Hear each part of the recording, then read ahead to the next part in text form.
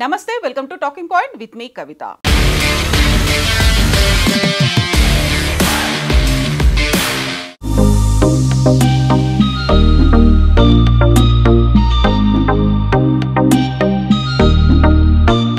భారతదేశం ఎన్నో అద్భుతాలకు పుట్టినిల్లు. ఉత్తరాన ఉన్న హిమగిరులను మనం దైవంగా భావిస్తాం.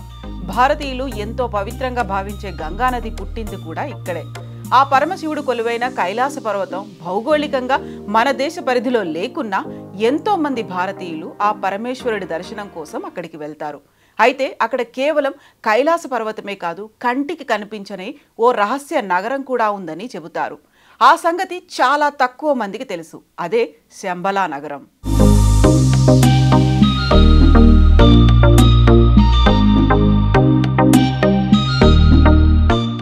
డైరెక్టర్ నాగ్ అశ్విన్ కల్కి సినిమాతో శంబలా ద్వారా సినీ ప్రేక్షకులను భవిష్యత్తులోకి తీసుకెళ్లారు. పురాణాలను, సైన్స్ అండ్ టెక్నాలజీని మిళితం చేసి నాగ్ అశ్విన్ సృష్టించిన మాయాజాలం ఈ చిత్రం. భవిష్యత్తు ఎలా ఉండబోతుందన్నదే ఆయన మస్తిష్కంలో మెదిలిన భావాల పరంపరే ఈ సెల్యులాయిడ్ వండర్. ఇందులో మోక్షనగరి కాశీ కనిపించింది. సప్త చిరంజీవుల్లో ఒకరైన అశ్వత్థామ కూడా కనిపిస్తారు. పరమ యోగులు ఒక్కసారైనా చూడాలని పరిపరి విధాలా పరితపించే శంబలా నగరం కనిపిస్తుంది. ఈ నేపథ్యంలో అసలు శంబలా ఏంటి, ఎక్కడుంది అనే ఆసక్తి జనంలో మొదలైంది. విష్ణు పురాణాలను చదివిన వారికి, దాని గురించి తెలిసిన వారికి ఈ ప్రాంతం గురించి ప్రత్యేక పరిచయం అవసరం లేదు. ఎందుకంటే శంబలా గురించి అందులో ప్రత్యేకంగా ప్రస్తావించారు. కలి ఆగడాల నుంచి కల్కి అవతారం చాలించే వరకు ప్రతి ఒక్క ఘటన ఈ శంబలా నగరం కేంద్రంగానే చోటు చేసుకుంటాయి. ఇంతకీ శంబలా అంటే ఏంటి? ఈ నగరం ఎక్కడుంది? దీన్ని ఎవరు నిర్మించారు? విష్ణు పురాణాలకు ఈ నగరానికి సంబంధం ఏంటి? ప్రపంచ నియంత హిట్లర్ ఈ నగరంపై ఎందుకు మనసు పడ్డాడు? ఆ నగరం ప్రత్యేకత ఏంటి? ఇప్పటికీ ఆ నగరం రహస్యంగానే ఎందుకుంది? దీన్ని చూసిన వ్యక్తులు ఏం చెప్పారు? ఆ నగరంలో ఏమున్నాయి? లాంటి ప్రశ్నలు మేధావులతో పాటుగా సామాన్యుల్ని ఉక్కిరి బిక్కిరి చేస్తుంటాయి.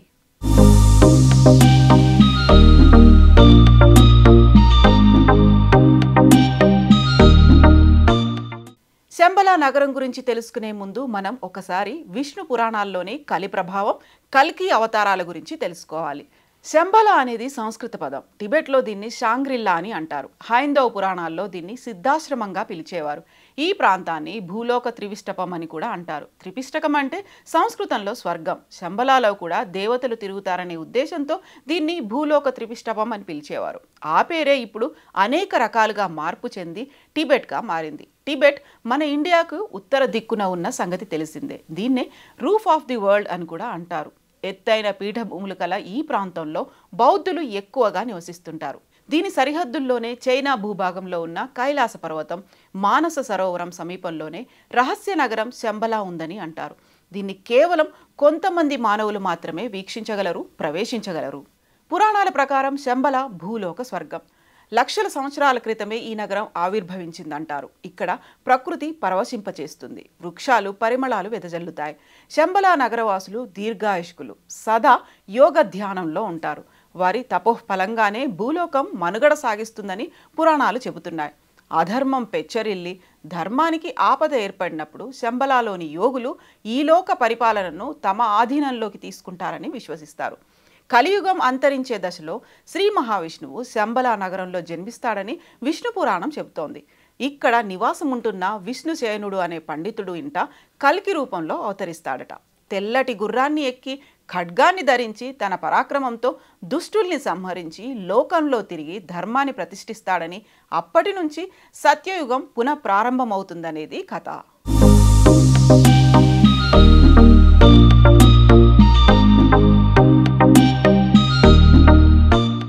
శంబల వేదభూమి. మహిమాన్వితులు పరమహంసలకు మాత్రమే దీని చిరునామా తెలుసు. వేల జన్మల పుణ్యం చేసుకుంటే గాని శంబల దరిదాపుల్లోకి చేరుకోలేమని పురాణ వాంగ్మయం చెబుతోంది. ఆది యోగిని అదుపు ఆజ్ఞల్లో ఉంచగలిగే రహస్య నగరి ఇది. శ్రీ మహావిష్ణువు దశావతారం కల్కికి జన్మనిచ్చే పవిత్ర క్షేత్రం శంబల. హిమాలయ సానువుల్లో వేలాది మైళ్ల దూరంలో ఉన్న ఈ నగరం భూలోక స్వర్గంగా పేరొందింది. బాహ్య ప్రపంచానికి ఈ అలౌకిక క్షేత్రం ఎలా ఉంటుందో తెలీదు. ఈ కలియుగంలోనూ ఇక్కడ ధర్మం 4 పాదాల నడుస్తుందట. దేవతలు సైతం అడపాదడపా శంబలకు వచ్చి విహరిస్తుంటారని చెబుతుంటారు. బలవంతులు, సంపన్నులు దీన్ని చేరుకోలేరు. యోగ సాధనలో సుషుమ్న నాడిని వశపరుచుకున్న యోగులకు శంబలా నుంచి ఆహ్వానం అందుతుండట. యుగాలుగా అక్కడే ఉన్న మహా తపస్సులు దిశానిర్దేశం చేస్తూ వారిని రప్పించుకుంటారట. అగస్త్యుడు, వశిష్ఠుడు, మార్కండేయ, జమదగ్ని, విశ్వామిత్రుడు, అశ్వత్థామ వంటి మహారుషుల నుంచి నేటి అచ్యుతానంద, విశుద్ధానంద, మౌనస్వామి తదితర యోగులు, ఋషులు ఇక్కడే తపస్సాచరించారు. అంతేకాదు అత్యంత పవిత్రమైన శంబలా నగరాన్ని కనులారా వీక్షించారు. మన పురాణాల్లో శ్రీరామాయణ బాలకాండలో విశ్వామిత్రుడు రామలక్ష్మణులను యాగం కోసం అడవులకు తీసుకెళ్తూ సిద్ధాశ్రమానికి తీసుకెళ్తాడు. వారితో అక్కడ తపస్సు చేయించి సిద్ధిని ప్రసాదిస్తాడు. మహాభారతంలో పాండవులు సైతం ఈ రహస్య ప్రాంతానికి చేరినట్లుగా ఆధారాలున్నాయి. పూర్వం ఒక రాజు ఋషులతో మహాయాగం నిర్వహించి వారికి అనేక బంగారు ఆభరణాలు, వేదికలు, మండపాలను దానమిస్తారు. ఋషులు వాటిని ధరించలేరు కాబట్టి రహస్యంగా ఒక ప్రాంతంలో దాచిపెట్టాలని నిర్ణయించుకుంటారు. ఇందుకు పరమశివుడిని ప్రార్థించి ఒక ప్రాంతంలో దాచిపెడతారు. శివుడి అనుగ్రహం లేకుండా అక్కడికి ఎవ్వరూ చేరలేరు. అయితే ధర్మరాజు శివుడి ఆశీస్సులు పొంది ఋషులు దాచిన ఆ రహస్య ప్రాంతానికి చేరుకుని సంపదను పొందుతాడని పురాణాల్లో పేర్కొన్నారు. విష్ణు పురాణంలోని కల్కి అధ్యాయంలో శంబలా గురించి వివరించారు. ద్వాపర యుగాంతంలో శ్రీకృష్ణుడి నిర్యాణం తర్వాత కలి ప్రవేశిస్తుంది. ఆ కాలంలో అధర్ముడు, అసత్య అనే దంపతులకు అంబుడు, మాయ అనే కుమార్తె జన్మిస్తారు. ఆ అన్నా చెల్లెళ్ళు పెద్దవాళ్లై ఒకరినొకరు పెళ్లి చేసుకుంటారు. ఫలితంగా క్రోధ, హింస అనే పుత్రుడు, పుత్రిక పుడతారు. వారు కూడా తమ తల్లిదండ్రుల్లాగే ఒకరినొకరు పెళ్లి చేసుకొని కలి అనే పుత్రుడికి జన్మిస్తారు. అతడే కలియుగానికి అధిపతి అవుతాడు. ఇతడి ఆధీనంలో ఉన్న ప్రస్తుత కలియుగంలోనే మనం జీవిస్తున్నాం.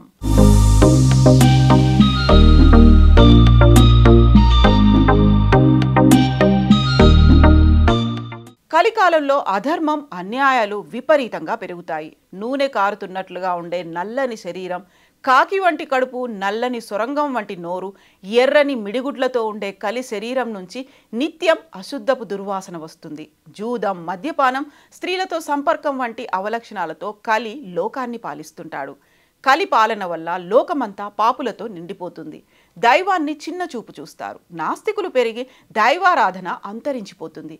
ఎవరైతే కిరాతకమైన బుద్ధులతో ఉంటారో వాళ్లలోకి కలి ప్రవేశించి నీచమైన పనులు చేయిస్తుంటాడు. అలా 4 పాదాలుగా మానవలోకం పాపాల పుట్టగా మారి ప్రజలు క్షుద్ర పూజలతో ప్రతికూల శక్తులను పూజించడం మొదలు పెడతారు. దీంతో దేవతలు శ్రీ మహావిష్ణువును ఆశ్రయించి లోకాన్ని రక్షించాలని వేడుకుంటారు.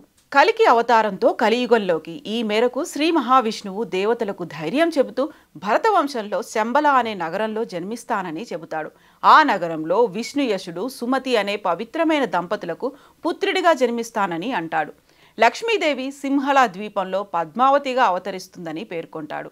ఇచ్చిన మాట ప్రకారం విష్ణుయశుడు, సుమతిలకు 4 చేతులతో మహావిష్ణువు జన్మిస్తాడు. పవిత్ర గంగా ప్రక్షాళనతో ఆ 4 చేతులు 2 చేతులవుతాయి. మృత్యుంజయుడైన మార్కండేయుడు కల్కి అని నామకరణం చేస్తాడు. ఉపనయనం తర్వాత కల్కి తండ్రి వద్ద సెలవు తీసుకొని శాస్త్ర విద్య, వేదాలు నేర్చుకోవడానికి ప్రయాణమవుతాడు. మార్గమధ్యలో పరశురాముడు కనిపించి కల్కిని మహేంద్రగిరికి తీసుకెళ్తాడు. అక్కడ 64 విద్యలను కేవలం 4 నెలల్లోనే నేర్చుకుంటాడు కల్కి. అనంతరం కల్కి బిల్వోదక క్షేత్రానికి చేరుకుంటాడు. అక్కడ శివుడిని ప్రార్థించి సాక్షాత్కారం పొందుతాడు. ఈ సందర్భంగా శివుడు కల్కిని తన ఒడిలో కూర్చోబెట్టుకొని జన్మ రహస్యం చెబుతాడు. కలికాలంలో పాపాలను అంతం చేయడానికి ఈ అవతారంలో జన్మించావని చెప్పడంతో పాటుగా దివ్యశక్తులు గల గరుడ అశ్వాన్ని బహుకరిస్తాడు. అనంతరం రత్నపు పిడికిలి గల ఖడ్గాన్ని అందిస్తాడు. ఈ నేపథ్యంలో కల్కి సింహళ ద్వీపానికి చేరుకొని పద్మావతిని పెళ్లి చేసుకుంటాడు. అక్కడి నుంచి శంబలకు తిరిగి ప్రయాణమవుతాడు. పాపులను అంతం చేయడంతో అప్పటికి శంబల నగరం రూపురేఖలు మారిపోయాయి. ఎత్తైన భవనాలు, ఉద్యానవనాలతో అలరారుతుంది. సరస్సులు, సరోవరాలతో ఎంతో అందంగా, ఆహ్లాదకరంగా కనిపిస్తుంది. ఒకప్పుడు చిన్న గ్రామంలో ఉండే ఆ ప్రాంతాన్ని విశ్వకర్మ నగరంగా తీర్చిదిద్దడంతో శంబల సర్వాంగ సుందరంగా తయారవుతుంది. అయితే పాపుల్లో మాత్రం ఎలాంటి మార్పు రాదు. దీంతో కల్కి అక్కడ అధర్ములను సంహరించి ధర్మ సంస్థాపన చేస్తాడు. ఈ నేపథ్యంలో దేవతలు శంబలకు వచ్చి కల్కిని దర్శించుకుంటారు. తిరిగి వైకుంఠానికి రావాలని ప్రార్థిస్తారు. దీంతో కల్కి సత్యయుగ స్థాపన చేసి గంగానదీ తీరంలో కల్కి అవతారం చాలిస్తాడు. ఆ తర్వాత విష్ణువుగా వైకుంఠానికి చేరుకుంటాడు. ధర్మానికి కేంద్రంగా మారిన శంబల అప్పటి నుంచి సాధారణ మానవులకు కనిపించకుండా అదృశ్యమవుతుంది. కలి ప్రభావం వల్ల పాపులుగా మారే మానవులకు ప్రవేశం లభించదు.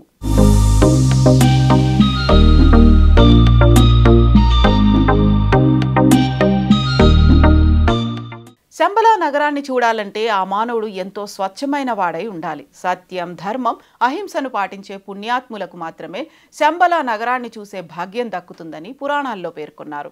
అందులో చెప్పినట్లే కొందరు సాధారణ వ్యక్తులు శంబల నగరాన్ని చూసి రావడం గమనార్హం. ఎప్పటికీ అదృశ్య రూపంలో ఉండే ఈ మాయా ప్రపంచంలోకి ప్రవేశించడం అంత సులభమైన పని కాదు. మానవ శరీరంలో ఉండే సుషుమ్న నాడి తెరుచుకున్న వారికి మాత్రమే శంబల నగరంలోకి ప్రవేశం లభిస్తుందంటారు. ఇది కేవలం యోగ సాధనతోనే సాధ్యమవుతుంది. కొందరు ఈ జన్మలో పుణ్యకార్యాలు చేసిన పూర్వకర్మల వల్ల శంబలకు వెళ్లే దారి కనుగొనలేదు. విచిత్రం ఏంటంటే ఈ సైన్స్ యుగంలో కూడా కొందరు శంబలలోకి ప్రవేశించి అక్కడి అద్భుతాలను చూసి వచ్చారు. ఇందుకు వారి దగ్గర తగిన ఆధారాలు కూడా ఉన్నాయని చెబుతున్నారు. 1889లో జన్మించిన ఆనందమయి హిమాలయాల్లో సుమారు 20 నుంచి 25 అడుగుల ఎత్తుగల మనుషులను చూశామని చెప్పడం గమనార్హం. వారంతా 5000 ఏళ్ల నాటి ద్వాపర యుగానికి చెందిన మనుషులమని పేర్కొన్నారు. రష్యాకు చెందిన హెలీనా హిమాలయాల్లోని అతి రహస్యమైన ప్రదేశాల అన్వేషణలో భాగంగా శంబలకు చేరుకున్నారు. ఆనందమయ్య చెప్పినట్లే ఆమె ద్వాపర యుగం నాటి మనుషులను చూశానని తెలపడం గమనార్హం. ఈ విషయాన్ని ఆమె రాసిన ISIS unveiled, the secret doctor అనే పుస్తకాల్లో రాశారు. వారితో ఉన్న కొన్ని ఫోటోలను కూడా ఆ పుస్తకంలో ప్రచురించారు. ఈ పుస్తకాలను మీరు ఆన్లైన్లో పోర్టళ్లలో కూడా కొనుగోలు చేయొచ్చు. తమిళనాడులోని కుర్తాళానికి చెందిన మౌనస్వామి కూడా శంబల సిద్ధాశ్రమంలో తపస్సు చేశారు. 1974లో నికోలస్ రోరిచ్ అనే ఒక రష్యా పరిశోధకుడు శంబల నగరంపై అధ్యయనాలు చేసి పలు రహస్యాలను తెలుసుకున్నాడు. ఆయన పరిశోధనలు ప్రపంచవ్యాప్తంగా వైరల్గా మారాయి. దీంతో శంబల నగరం గురించి జర్మన్ నియంత్ర అడాల్ఫ్ హిట్లర్కు కూడా సమాచారం అందింది. అల్టిమాతులే అనే టీంను జర్మన్ నియంత అడాల్ఫ్ హిట్లర్ హిమాలయాలకు పంపి పరిశోధనలు చేయించాడు. అయితే వారి శ్రమ ఫలించలేదు. శంబల నగరాన్ని కనుగొనలేక వెనుతిరిగారు. చాలా ఏళ్ల తర్వాత మళ్ళీ శంబల నగరాన్ని చూసిన వ్యక్తుల్లో ఒకరు వడ్డిపర్తి పద్మాకర్.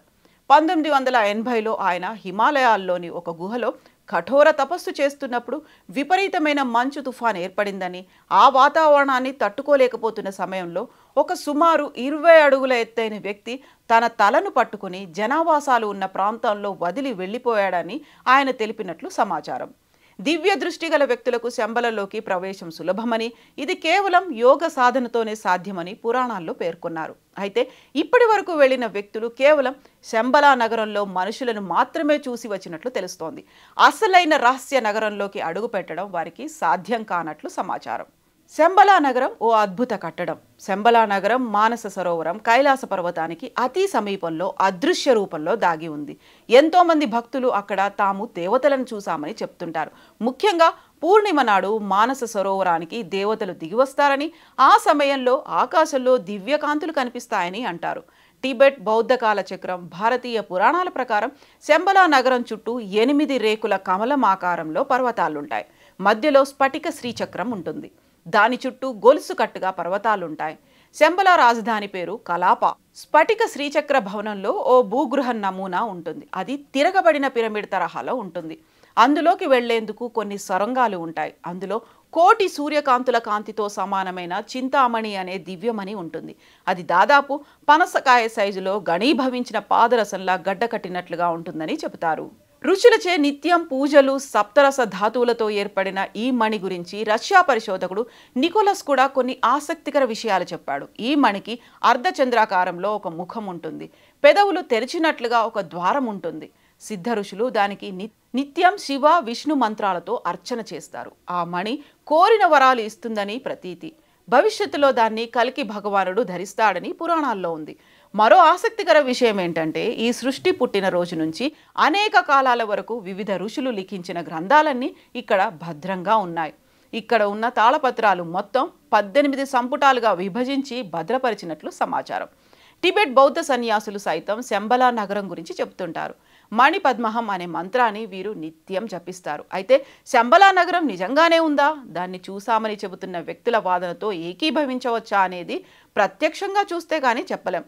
శంబల నగరం అనేది ఇప్పటికీ అంతు చిక్కని మిస్టరీనే. బౌద్ధ సాహిత్యంలోనూ శంబలా గురించి ప్రస్తావన ఉంది. వారి సంప్రదాయం ప్రకారం చింతామణి మంత్రాన్ని ఉపాసన చేస్తారు. ఆధునిక వైజ్ఞానిక శాస్త్రవేత్తలు కూడా దీంతో భేదించలేకపోయారు. ఈ నగరంలో 12 గంటల ప్రయాణం బాహ్య ప్రపంచంలో 2 వారాలకు సమానం. ఈ నగరాన్ని అన్వేషించడానికి బయలుదేరిన ఓ బృందానికి వింత అనుభవం ఎదురైందన్న కథ ప్రచారంలో ఉంది. శంబలకు చేరువైన తర్వాత బృంద సభ్యులకు అకస్మాత్తుగా వయసు పెరగడం ప్రారంభమైందట. కొన్ని దశాబ్దాల వయసు పెరగడంతో వెనక్కి వచ్చిన తర్వాత కూడా వయోభారంతో కన్నుమూశారట. ఇక పాశ్చాత్యులు శంబలను forbidden land, hidden city, the land of white waters తదితర పేర్లతో పిలుస్తారు. Alexandra David Neel, Heinrich Himmler వంటి ఎంతో మంది పాశ్చాత్యులు ఈ నగరాన్ని చేరుకోవాలని, అక్కడి విశేషాలు తెలుసుకోవాలని తీవ్ర ప్రయత్నాలు చేశారు, కానీ సాధ్యపడలేదు.